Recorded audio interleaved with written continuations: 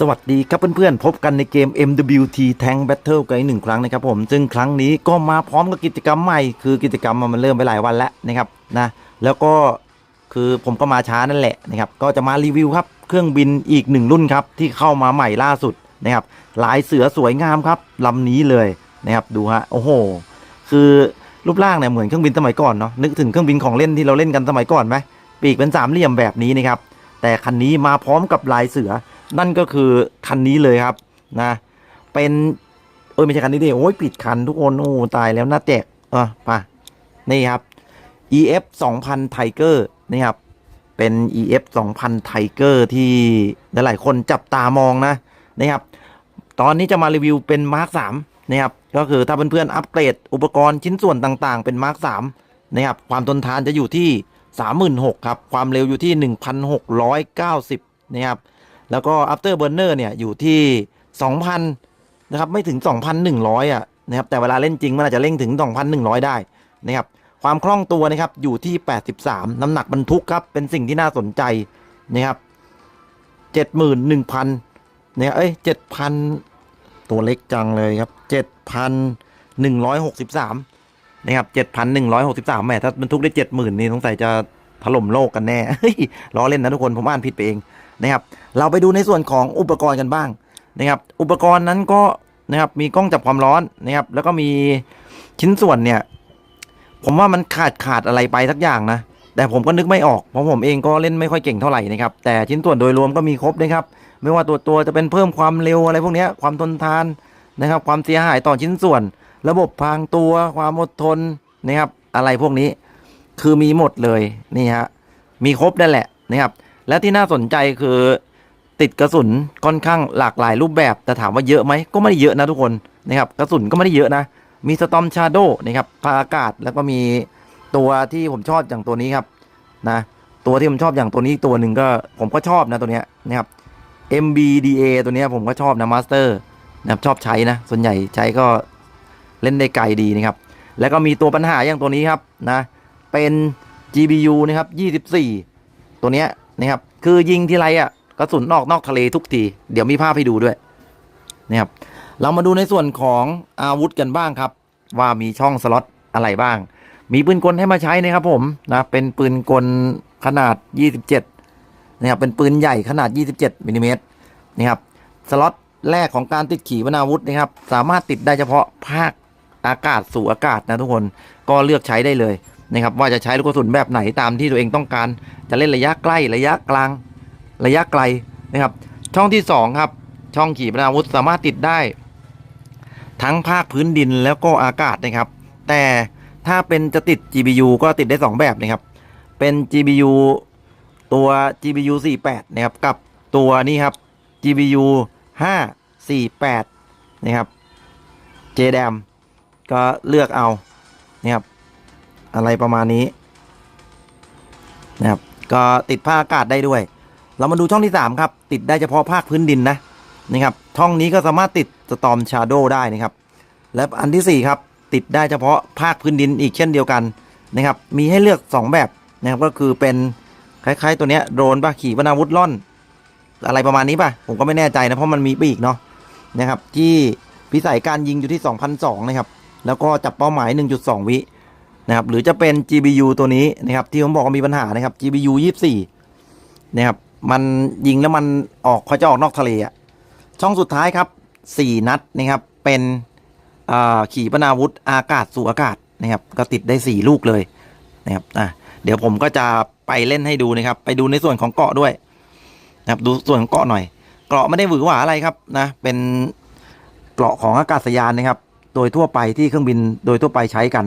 ชิ้นส่วนสำคัญครับก็มีถังเชื้อเพลิงนะครับเล็กๆอยู่ตรงกลางนะตรงนี้แล้วก็ด้านท้ายก็แน่นอนครับเครื่องยนต์นะครับไม่ได้มีอะไรผิดแปลกนะครับไม่ได้มีชิ้นส่วนสีแดงๆที่แบบเป็นอันตรายนะครับสงสัยโดนที่ตรงไหนก็อันตรายเหมือนกันหรือเปล่า อันนี้ล้อเล่นนะนี่ครับโอเคฮะเดี๋ยวเราไปเล่นกันเลยดีกว่านะครับดูซิว่าเป็นยังไงแล้วผมจะบอกความรู้สึกส่วนตัวด้วยนะครับในการเล่นนั่นเองไปลุยกันเลยครับ ก่อนที่จะไปเล่นกันครับผมก็บอกทุกคลิปนะว่าเกมนี้ผมไม่ได้เก่งไม่ได้ชำนาญอะไรมากมายนะครับก็มารีวิวนำข้อมูลนำตัวเลขนะครับนำภาพการเล่นที่รู้สึกแปลกๆแล้วก็การบรรยายเนี่ยที่เป็นส่วนตัวมาให้รับชมกันถ้าอันไหนไม่ดีก็สามารถนำไปปรับแก้ไขกันได้นะครับไม่จำเป็นที่จะต้องนำไปใช้ในทุกๆเรื่องเนาะอะไรประมาณนี้ก็ต้องบอกกันก่อนนะครับการยิงภาคพื้นดินนะครับผมก็เข้ามาทดสอบการขับนะครับซึ่งผมเองไม่ค่อยมีเวลาเล่นนะครับก็เลยต้องมาทดสอบแบบนี้นะครับยิงลูกแรกไปนะครับ GPU ตัวที่ผมบอกว่ามีปัญหานะครับยิงไปแล้วเนี่ยลูกแรกตรงเป้าหมายดีอะไรดีแต่เพื่อนๆดูลูกที่2ครับเป็นอย่างนี้ตลอดนะยิงออกไปปุ๊บนู่นเพื่อนๆเห็นป่ะทางซ้ายเมื่อกี้ออกทะเลไปเลยนะครับนะคือมันยิงไกลกว่าระยะหรือพี่สายนู่นนะลงตกทะเลไปแล้วทุกคนนู่นเพื่อนๆจะเห็นนะตรงมุมนู้นนะครับลงทะเลไปเรียบร้อยครับก็แปลกใจนะครับว่าไอ้ลูกกระสุนชนิดนี้นี่มันเป็นเพราะอะไรนะครับขีปนาวุธนี่ครับเป็นระดับมาร์ค3ด้วยนะครับถ้าจำไม่ผิดเป็นระดับมาร์ค3ด้วยนะนะครับนะครับส่วนอื่นครับไม่มีปัญหานะลูกอื่นจับเป้าหมายล็อกเป้าหมายก็เล่นได้ดีนะไม่ว่าจะเป็นลูกมาร์ค1 2 3แล้วแต่เพื่อนๆจะชอบใช้เลยนะครับมันก็ใช้ได้หมดนะมีความรุนแรงนะครับยิงตรงเป้าหมายแล้วเครื่องบินลำนี้ครับมันก็สามารถที่จะมีความคล่องแคล่วนะครับดิ่งหัวลงและงัดหัวขึ้นหรือจะเบี่ยงซ้ายเบี่ยงขวาเนี่ยสามารถทำได้ดีนะครับบางทีเนี่ยผมเผลอลืมเขาเรียกว่ากลับหัวดึงหัวขึ้นแทบจะไม่ทันนะครับในระยะแค่200-300มันก็ยังดึงขึ้นได้นะก็เป็นอะไรที่ถือว่าน่าสนใจครับมีความคล่องตัวสูงนะครับตัวเลขนี่80กว่าถือว่าเป็นอะไรที่ดีดูจังหวะนี้ให้ดีนะครับผมลองดิ่งลงไปลึกๆเลยนะนี่ฮะจังหวะเนี่ยความสูงอยู่ที่100กว่าอีกนะทุกคนเนี่ยครับความสูงอยู่ที่100เดียวนะครับก็สามารถงัดหัวขึ้นมาทันซึ่งปกติเนี่ยผมก็จะดิ่งลงพื้นไปแล้วนะครับนี่ก็คือการเล่นภาคพื้นดินนะครับสามารถเล่นได้หลากหลายนะครับนี่ครับเป็นการเร่งความเร็วยิงด้านข้างก็ทำได้ดีนะนี่ครับก็ทำได้ดีนะครับแต่ความเร็วนะเพื่อนๆลองให้ดูให้ดีนะครับความเร็วมันจะตื้อๆนะครับนะความเร็วมันจะรู้สึกตื้อๆนิดหน่อยนะครับจังหวะที่เป็น after burner หรือ dog fire มันตื้อๆนะมันจะดูทื่อๆหน่อยนี่ครับเพราะความเร็วมันไม่ได้สูงฮะแค่ 2,000 นะครับเต็มที่ 2,001 นะครับในระยะเวลาสั้นๆเนี่ย 2,001 ลากยาวๆ 2,001 นะ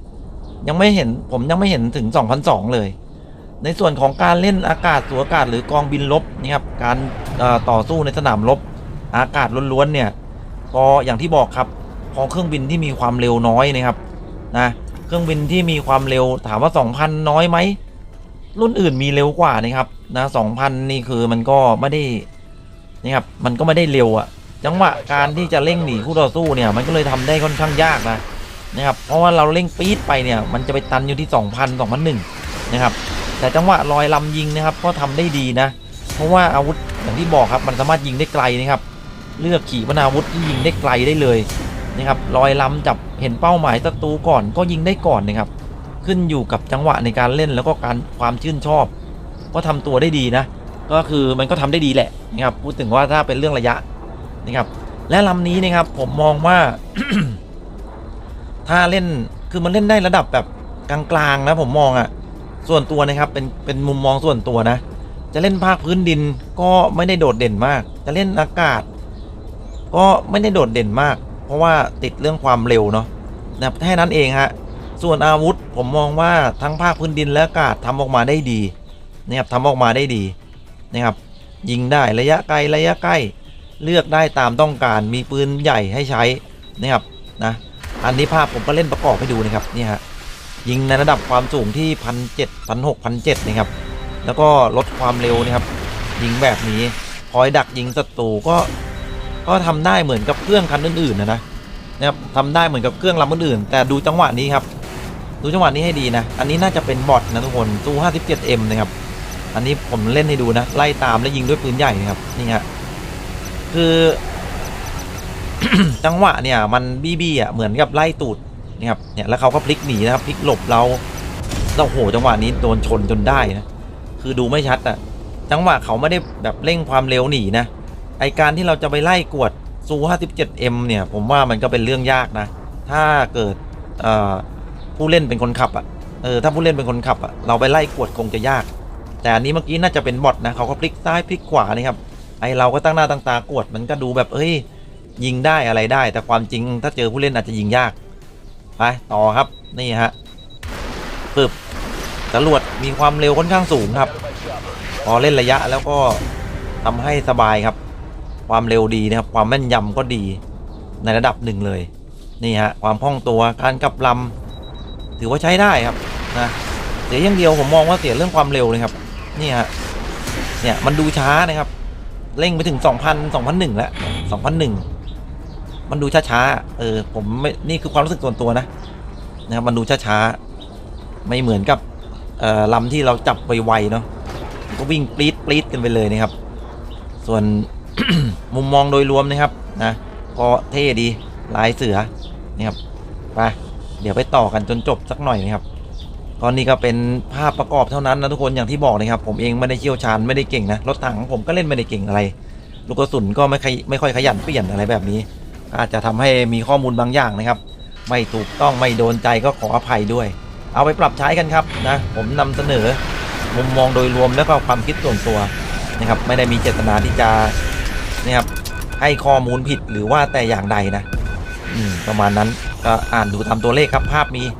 นะครับผมถึงเน้นไปทางด้านรีวิวนะทุกคนนะครับผมเน้นด้านรีวิวมากกว่านี่นานๆจะมาเล่นสนุกด้วยกันสักทีนะครับ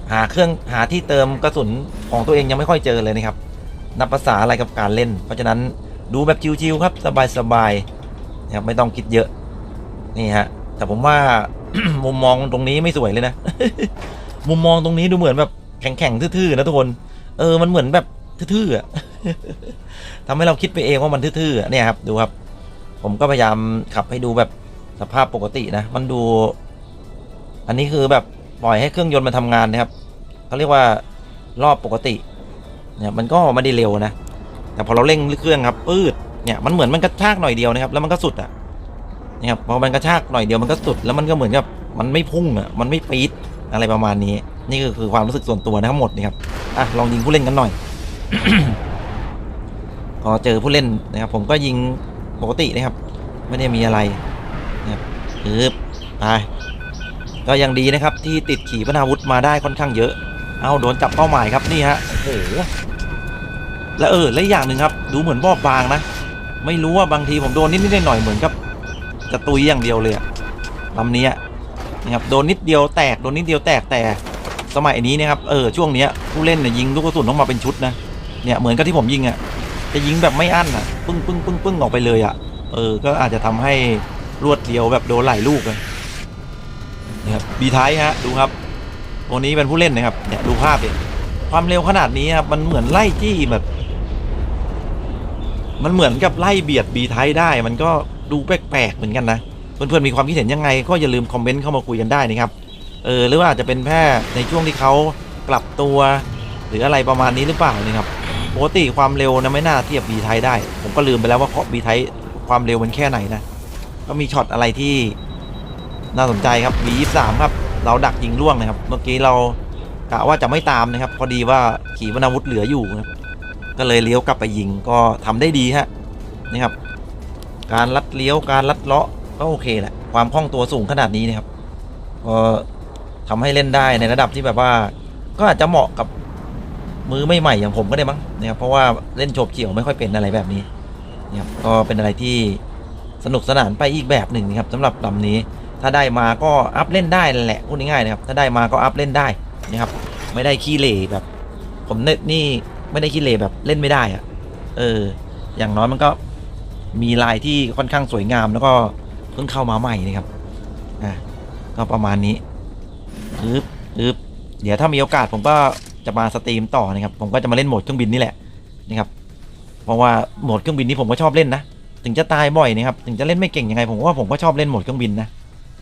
น่าสนใจนะครับและนี่ก็คือทั้งหมดนะครับของเจ้า FX 2000ผมจำชื่อถูกปะเนี่ย มันมีทั้ง FX FT นะเจ้า 2000 ไทเกอร์แล้วกันนะครับชื่อข้างหน้าเป็นไว้ก่อนนี่ครับดูครับนี่ฮะเอาเรื่องนะเนี่ยดิ่งลงยิงแบบนี้นะครับบินสูงแล้วดิ่งลงมานะครับตอนนี้ความสูงอยู่ที่1,000กว่าก็ดักเก็บคู่ต่อสู้ไปได้ครับแต่ตอนที่โดนจับเป้าหมายแล้วจะหนีคู่ต่อสู้นี่แหละ มันหนียากนะครับผมความรู้สึกของผมมันคือมันหนียากอะมันทำให้หนีไม่ขาดนะครับมันทำให้หนีไม่ขาดเนี่ยดูมันเฉยๆเอื่อยๆนะครับแล้วไว้เจอกันใหม่ครับคลิปนี้ต้องลาไปก่อนแล้วบ๊ายบายสวัสดีครับผม